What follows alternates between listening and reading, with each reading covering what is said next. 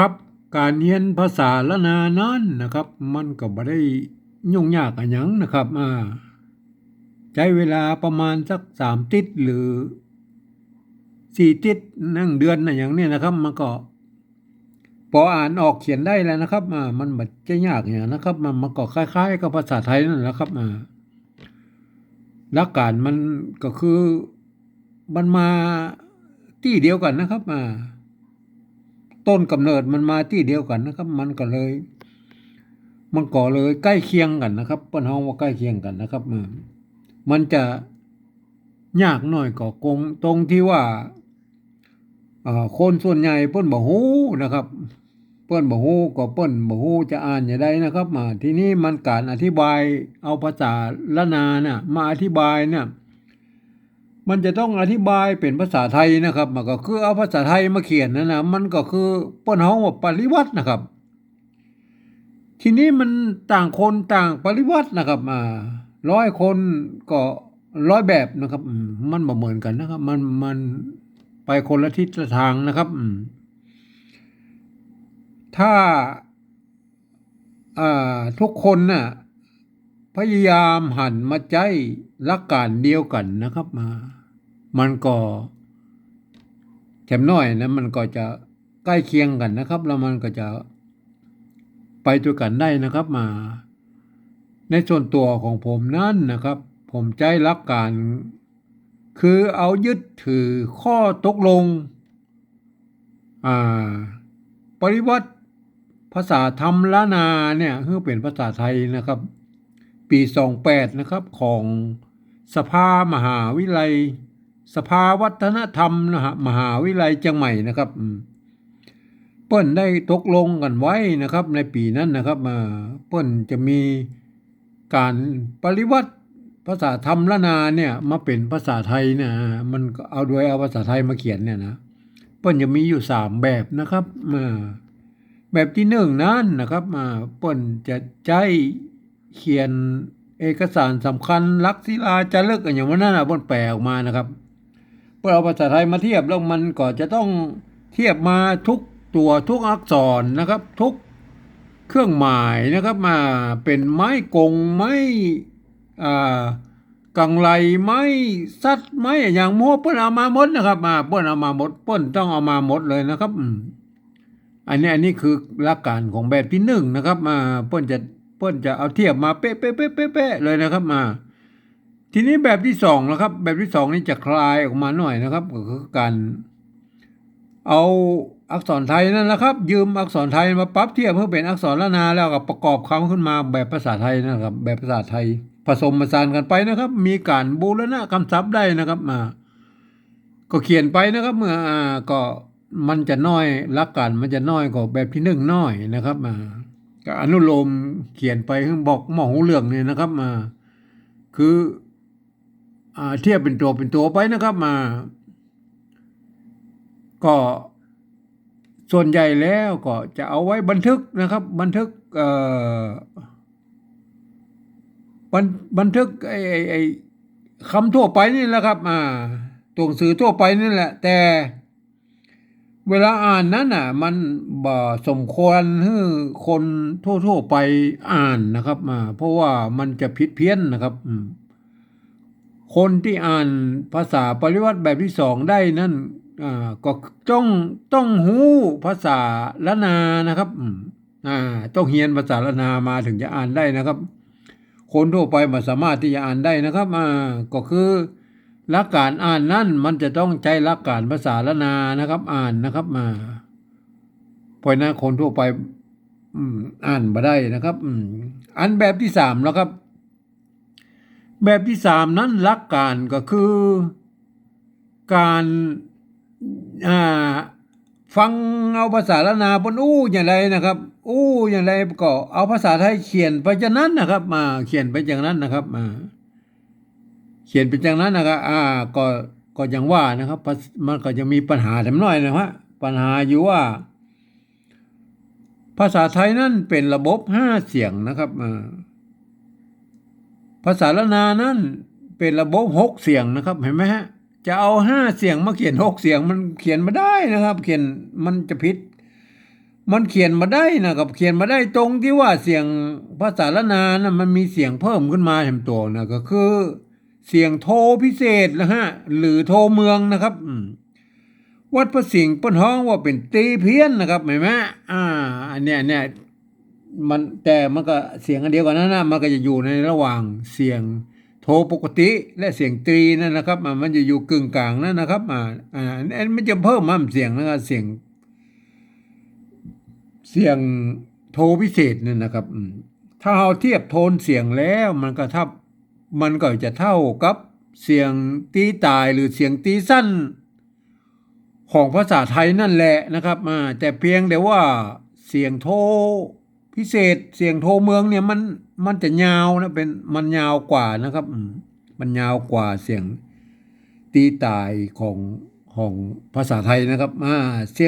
ยงตีภาษาไทยบัดเจ้ว่ามันเสียงเดียวกันนะครับบัดใจนะครับ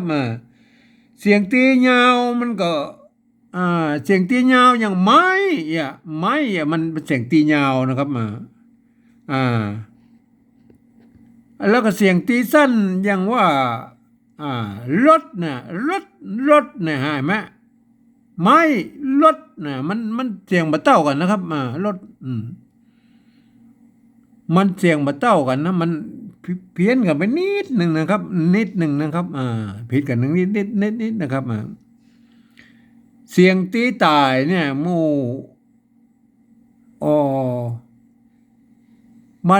มันจะไปเต้าก็เสียงโทเมืองนะครับเสียงโทพิเศษเนี่ยนะมันจะเต้ากันเพียงแต่ว่าเสียงตีตายของ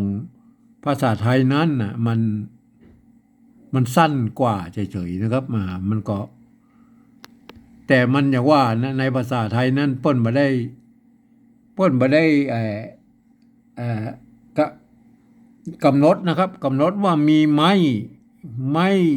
โทพิเศษเนี่ยมันมีนะครับมีเอกโทตีจัตวานะครับกากานะครับในภาษาละนานั่นมันเพิ่มออกมาเสียงนะครับมันคือกากเห็นไหมมันมี6เสียงนะครับเพราะฉะนั้นก็บางคนก็อย่างว่านะครับก็เขียนเอาเอานะครับเอาเสียงนั่นมาเป็นเสียงนี้มาเสียงนี้มั่วกันไปหมดนะครับมันก็ไปบ่ได้นะครับผมเองเนี่ยผมจะใช้จุดประดับไว้นะครับในเสียงโทพิเศษหรือโทเมืองเนี่ยเปิ้นภาษาไทยบ่สามารถเขียนได้นะครับเพราะฉะนั้นเราต้องปริวัตินะครับปริวัติก็คือการเติมเอานะครับเติมเอาจุดมาเติมเนี่ยถามว่าผิดถูกหรือไม่มันการปริวัตินะครับการปริวัติมันจะต้องมีการเปลี่ยนแปลงดัดแปลงนิดหน่อยนะครับอย่างเช่นนะครับภาษาเวียดนามเนี่ยเปิ้นบ่ได้เรียนมาเป็นร้อยกว่าปีนะครับสงครามเปิ้นเกิดมายาวนานนะครับเป็นเกือบ200ปีแล้วนะครับเพราะนั้นรุ่นลูกเจนหลานเจนเหลนเปิ้นบ่ได้เรียนหนังสือไอ้ยึกยือๆไอ้อย่างแบบภาษาจีนนั่นนะครับเปิ้นนั่นนะว่าภาษาของเปิ้นนะภาษาเวียดนามนะครับเปิ้นก็เอาในปัจจุบันนี้เปิ้นก็เอาภาษาอาหรับิกนะครับก็คือภาษาอังกฤษนั่นน่ะภาษาอาหรับิกนะครับตัวอาหรับิกเนี่ยมาเขียนนะครับ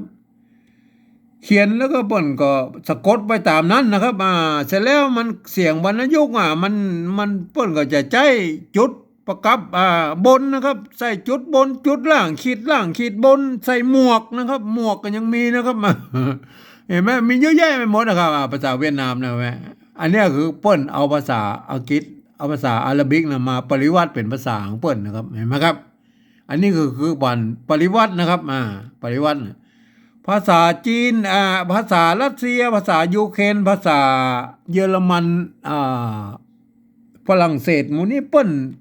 ใช้การปริวัติเหมือนกันนะมีจุดมีสเปซนะครับบางตัวกับดัดแปลงเป็นตัวพิเศษของเปิ้นไปเลยอย่างเนี้ยก็ลองไปศึกษาดูนะครับเปิ้นก็มีปริวัตินะครับ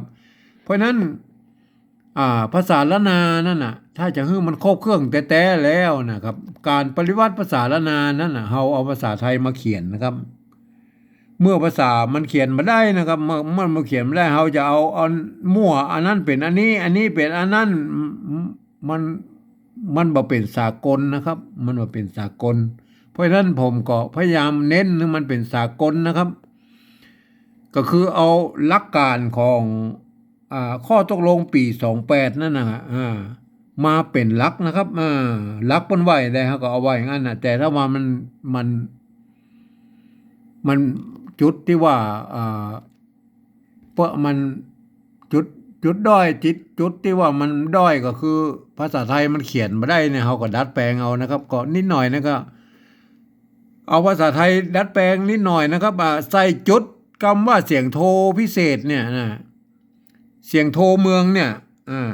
ใส่จุดตัวเดียวนะครับใส่จุดตัวเดียวนอกนั้นนะครับนอกนั้นภาษาไทยมันเขียนได้หมดนะครับคุกตัวนะครับเพราะนั้นก็ใจหลักการนี้นะครับถ้าส่วนใหญ่แล้วเห็นตัวนะครับก็เขียนอย่างนี้ไปเนี่ยมันก็จะเหมือนกันหมดนะครับเพราะนั้นก็เฮาลองมากอยแล้วครับวันนี้นะครับจะลองปริวัติดูนะครับเป็นกำบะเก่าคนเท่าละนาคนเมืองเฮานี่นะเอาวันนี้จะเฮามาดูเลยนะครับคำว่ากินนะครับกินหลายตายคนเดียวนี่เอาสั้นๆนะครับเอาสั้นๆกินนะครับตกกะนะครับเห็นไหมเรียนภาษาละนานะเขาก็ดูแล้วนะครับตกกะกินไม่กี่นะครับสะกดด้วยตัวหน้านะครับเห็นไหมกินนะฮะกินตัวหน้าก็เมื่อมีตัวเดียวนี่ก็สระหรือไม้อยู่ทั้งบนก็ตัวสะกดอยู่ทั้งลุ่มเป็นหางอย่างเงี้ยนะครับเห็นไหมกินนะครับอันนี้ก็อ่านว่ากินนะครับกินหลายนะครับกินหลายเสียงจัตวานะครับต้องใช้ตัวละนะครับตัวละก็คือเนี่ยครับนี่ไหมตัวละก็มีละน้อยอยู่ทั้งลุ่มตัวเนี่ยมันก็เกณฑ์ตัวละนะครับตัวละนี่มันมีตัวของมันนะครับตัวอักษรสูงของมันมีครับมีอักษรต่ำนะครับตัวละนะครับตัวละอักษรต่ำนะครับเมื่ออักษรสูงเนี่ยมันหลายจัตวามันต้องใจตัวละนะครับใจตัวละครับคือตัวละไม่กานะครับไม่กาเห็นไหมหลายสะกดตัวเนี้ยนะครับหลายนะครับตัวเนี้ยนะครับสะกดเนี้ยเนี่ยมันต้องเป็นหางนะเป็นหางก็คือหลายนะเห็นไหมกินหลายได้แล้วเขียนง่ายนะครับในภาษาละนานน่ะบ่เจ๊ยากเท่าใดนะครับ เขียนง่ายแต่เวลามันจะยากตรงปริวัตินะครับเวลาเราจะเอาไปให้คนอื่นได้อ่านได้รู้ได้เห็นตัวเนี่ย อันนี้มันยากมันยากเพราะอย่างเพราะเอาภาษาไทยมาเขียนนะครับเอาภาษาไทยมาเขียนเพื่ออธิบายให้เพื่อนฟังเนี่ยมันภาษาไทยเพื่อนมี5 เสียงนะครับเอามาเขียนของเฮาเนี่ยกำเมือง6 เสียงเนี่ยมันไปมาได้แล้วครับมันก็มั่วกันไปหมดนะครับทีนี้มันมั่วกันไปหมดทั้งหมู่ทั้งหมดเลยนะครับผมก็พยายามมาแนะนำให้มันไปตัวกันนะครับกินหลายตายนะครับตายเสียงจัตวาใช้ตัวตะนะครับตายนะครับเสียงจัตวาใช้ตัวตะนะครับตายไม่กาตัวเนี้ยให้สะกดเป็นหางตายนะครับนี่ตายแล้วนะครับตายคนเดียวคนนะครับได้ยินเสียงว่าคนแล้วมันต้องใช้ตัวฆ่านะครับตัวฆ่าก็คือตัวฆ่าหางยาวนะครับครับนี่นะครับอันนี้ตัวฆ่านะครับใช้ตัวฆ่าหางยาวเนี่ยนะไม่ใช่ตัวอันนี้มันตัวก้านะครับถ้าใช้ตัวก้ามันก็จะอ่านว่ากลนะครับอันนี้มันอ่านว่ากลนะครับเห็นไหม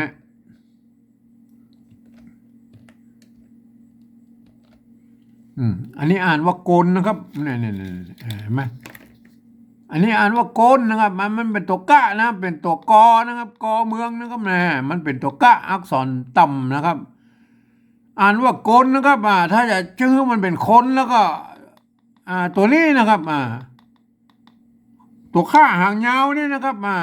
ข้าหางยาวนี่ครับที่มันสร้างมาใหม่นี่นะครับสร้างมาใหม่คนนะครับหางหน้านะครับตายคนเดียวนะครับเดียวเดียวนะครับตัวปกติแล้วนะครับเดียวมันต้องใช้ไ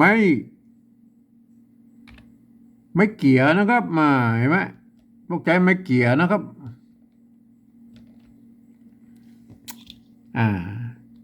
ไม่เกี่ยนะครับเดียนะครับเดียอันนี้อ่านว่าเดียเดียวเดียวก็ใส่ตัวว่านะครับเดียวนะครับเห็นไหมกฎภาษาละนามันมีอย่างอี้นะครับไม่เกี่ยนะครับเมื่อมีตัวสะกดเรียบร้อยแล้วนะครับเพื่อนบอกว่าให้ตัด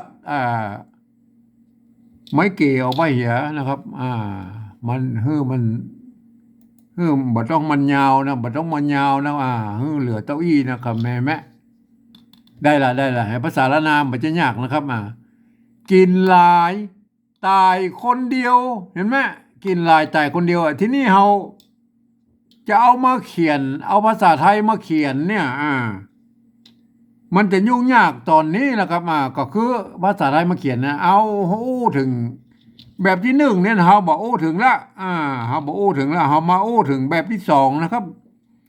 แบบที่สองนี่คือการยืมเอาอักษรไทยมาเป็นอักษรละนาเนี่ยครับมาเทียบปรับเทียบเพื่อเป็นอักษรละนาแล้วก็ประกอบคำขึ้นมากับแบบภาษาไทยนะครับผสมผสานกันไปนะครับ บางครั้งก็บูรณะคำศัพท์ได้นะครับ อย่างเช่นว่าเดียวเนี่ยไหมเดียวภาษาสระมันเหมือนกันนะครับเพราะฉะนั้นเราก็เขียนมาเป็นแบบไทยนะครับ แบบไทยเขียนไปแบบไทยนะครับเอามาเป็นตัวแบบที่สองนะครับ เทียบมานะครับ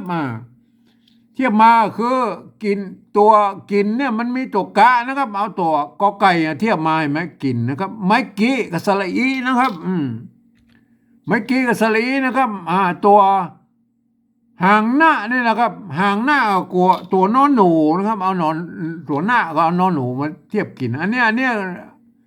อ่านว่ากินนะครับไม่ใช่ว่ากินนะครับไม่ใช่อ่านว่ากินแบบภาษาไทยนะครับอันนี้คือภาษาที่เทียบมานะต้องนึกเสียว่าไอ้อักษรหมู่นี้เป็นอักษรละนาตัวกะนะครับตัวหน้านะครับไม่กี้นะครับอันนี้ต้องท่านคนอ่านจะต้องกึดแบกกลับไปในหัวสมองนะครับว่าเป็นตัวละนานะครับไม่ใช่ตัวไทยนะครับมันเนี่ยกินหลายนะครับตัวหะนะครับตัวละนะครับเห็นไหมก็ยืมตัวหอหีบมาเป็นแล้วก็ตัวลอลิงนะครับไม้กาสระอานะครับหางหญ้ากับตัวยอยักษ์นะครับ ตัวหญ้าเนี่ยเปิ้นยืมตัวยอยักษ์มาเป็นตัวหญ้าเนี่ยนะครับกินหลายนะครับ กินหลายนะไม่ใช่กินหลายนะครับ กินหลายตายนะครับตายยืมตัวเต่านะครับ มาเป็นตัวตะนี่นะครับไม้กากับสระอานะครับหางหญ้ากับตัวยอยักษ์นะครับตายนะครับไม่ใช่ตายนะครับ ตายคนนะครับคนนะครับคนอันนี้ตัวนี้ยืมตัวคอละครังนะครับยืมตัวคอโทษทียืมตัวคอคนนะครับ มาเป็นตัวข้าหางยาวเนี่ยนะครับ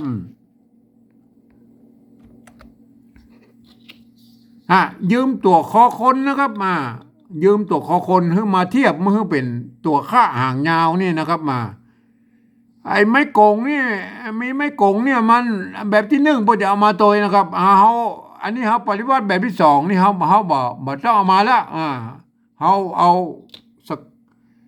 เอาแค่ตัวหน้ามานะครับ เอาแค่ตัวหน้ามาก็แค่นี้นะครับอ่านเหมือน คล้ายๆภาษาไทยได้นะฮะคนนะครับเห็นไหมอ่านว่าคนนะตายคนเดียวนะครับเห็นไหมเดียวเดียวนี่เอาเทียบนะละมันมีไม่เกี่ยนะครับเทียบผมเขียนให้พอตะกี้แล้วมันเป็นไม่เกี่ยนะครับ เดียวนะครับเดียวมันต้องใช้สระเอียนะครับสระเอียไอไทยนะครับอันนี้โบราณคำศัพท์แล้วนะครับเดียวนะครับเห็นไหมเดียนะครับเดียอ่าเดียเนี่ยไม่ถ้าเดียเนี่ยไอภาษาไทยเปิ้นมีไม่สระอีเห็นไหมถ้าเดียภาษาละนาเปิ้นบ่มีสระอีหรือสระอีนะครับไม่กี่นะครับตัวว่านะครับเดียวนะครับตัวว่ายืมเห็นไหมอันนี้คือบูรณะคำศัพท์แล้วนะครับเห็นไหมภาษาละนาเปิ้นตัดไม่เก๋ออกไปตั้งแต่ต้นแล้วนะครับเฮาก็นึกเสียว่าเดียวมันหน้าตาเป็นไทยน้อยนะครับเขาเขียนอย่างอี้นะครับ กินหลายตายคนเดียวนะครับทีนี้เฮามาอันนี้แบบที่สองได้แล้วนะครับ แบบที่สามก็คือการที่ฟังเอาภาษาละนาตังบนนี่นะตังบนทั้งสองแบบเนี่ยเปิ้นอ่านอย่างไรเฮาบ่พอก็ได้นะครับบ่พอก็ได้เฮาบ่พอก็ได้แล้วเฮาก็เขียนเอาภาษาไทยสะกดไปเขียนไปอย่างนั้นนะครับเอา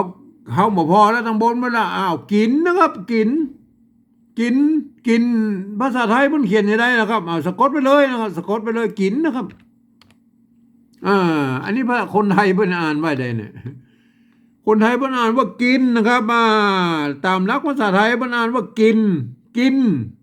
เสียงสามัญนะครับแต่ในภาษาสารนาเพิ่นอ่านออกเสียงว่ากินนะครับในสำเนียงไตยวนเชียงใหม่นะครับกินนะครับเนี่ยไหมภาษาละนาเพิ่นอ่านว่ากินนะครับทีนี้เฮาจะอ่านเขียนว่ากินได้เลยนะครับเนี่ยอันนี้มันกินนะครับเอาภาษาไทยมาเขียนนะครับอันภาษาละนานะภาษาแบบที่สองเนี่ยคือยืมพับเทียบนะครับเป็นอักษรละนาแล้วอ่านแล้วต้องใช้หลักการภาษาละนาอ่านนะครับอ่านว่ากินนะครับอันนี้อ่านว่ากินนะครับอันนี้เอาภาษาไทยมาเขียนนะครับเอาภาษาใครทั้งรุ่นมาเขียนแล้วก็หลักการอ่านก็คือเอาหลักการอ่านด้วยภาษาไทยแบบภาษาไทยทุกประการนะอ่านว่ากินนะครับเห็นไหมมันอ่านมาเหมือนกันนะครับเห็นไหมอันนี้อ่านว่ากินนะครับอันนี้อ่านว่ากินนะครับอันนี้แบบที่สามเนี่ยอ่านว่ากินนะครับจะให้มันกินได้ครับก็ใส่ไม้จัตวาเปิ้ลเนี่ยครับมันยากอย่างนะครับตัวกอไก่นี่เป็นตัวอักษรกลางในภาษาไทยนะครับกจดตบปอนะครับเห็นไหมกินนะครับกินอันนี้กินหรือยังกินแน่นอนอภัยคนไทยพวกอ่านว่าอ่านออกครับอ่านว่ากินนะครับกินหลายนะครับกินหลายเฮาบ่พอทั้งบนมันละหลายคนไทยมันเขียนอย่างไรนะครับนี่เห็นไหมอันนี้ก็หลายแล้วเห็นไหมกินหลายเสียงจัตวาอีกแล้วกินหลายเห็นไหมอันนี้ได้แล้วตายนะครับตายนะครับตายคนไทยมันเขียนอย่างไรอันนี้ภาษาไทยเพิ่นอ่านว่าตายนะครับตายเห็นไหมอันบนนี่เหรออันบนนี่อ่านว่าตายนะครับมันไม่อันนี้มันตัวตะนะครับตัวตะไม่กานะครับตัวหางยะนะครับเห็นไหมอันเนี้ยอันนี้อ่านว่าตายนะครับอันรูปนี่เหรออันรูปแบบที่สามเนี่ยอ่านว่าตายนะครับเห็นไหมอ่านว่าตายเพราะนั้น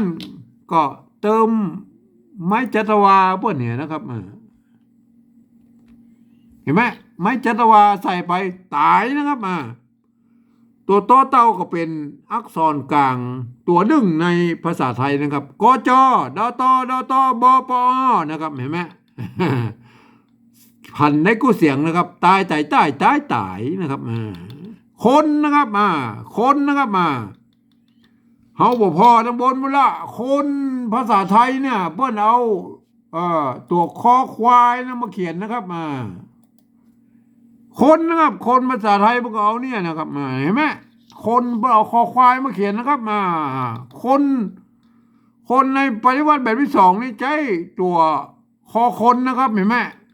เปิ้ลเอาคอคนน่ะมาเทียบเป็นไอตัวข้าหางยาวเนี่ยเห็นไหมฮะแต่ในหลักการแบบที่สามเนี่ยเขาบอกพอตำบลบุระได้ยินว่าคนนะครับ คนไทยมันภาษาไทยเปิ้นเขียนอย่างไรเนี่ยเนี่ยตัวเนี้ยคนนะครับเปิ้นใช้คอควายนอนหนูก็คนนั่นนะครับเห็นไหมคนเดียวนะครับเดียวนะครับเดียวคนไทยเปิ้นเขียนอย่างไรนะครับเดียวนะครับเห็นไหมคนเดียวเห็นไหมอันนี้ก็มันตรงกันไปก็แล้วไปนะครับ แต่การลักการอ่านของแบบที่สามนั้นคือใจลักการของภาษาไทยนะครับ อ่านนะครับใจลักการภาษาไทยอ่านทุกประการยกเว้นคำที่มีจุดนะครับท่านจะต้องอ่านเป็นออกเสียงโทพิเศษนะครับ โทเมืองนะครับในกรณีโทพิเศษนะของผมใส่จุดนะครับ วัดพระสิงห์เปิ้น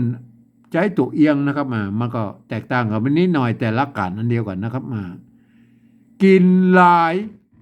ตายคนเดียวเห็นไหมเอาหลักการภาษาไทยอ่านนะครับอันที่สองนี่เอาหลักการ